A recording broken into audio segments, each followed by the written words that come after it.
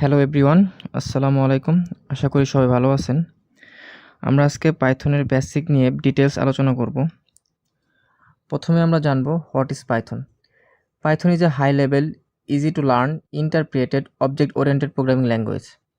এখানে high level বলতে বোঝানো হয়েছে যেই ভাষা মানুষের ভাষার সাথে মিল আছে তাদেরকে হাই লেভেল ল্যাঙ্গুয়েজ বলা হয়।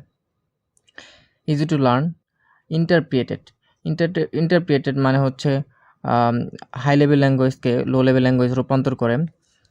পাইথন এমন একটা ল্যাঙ্গুয়েজ যা রিয়েল অবজেক্ট নিয়ে কাজ করে।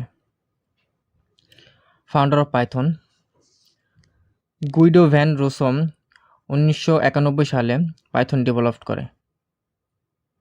পাইথন আমরা কেন শিখব?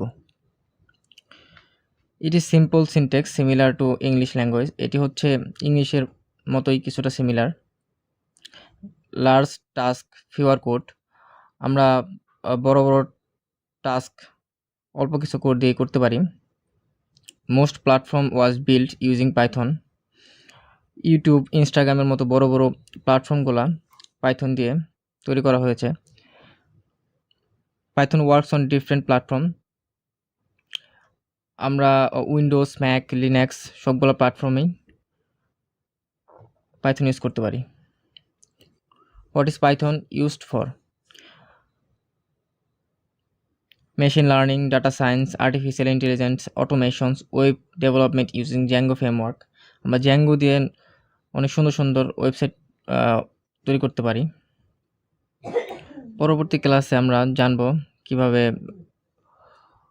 পাইথন ইনস্টল করা হয়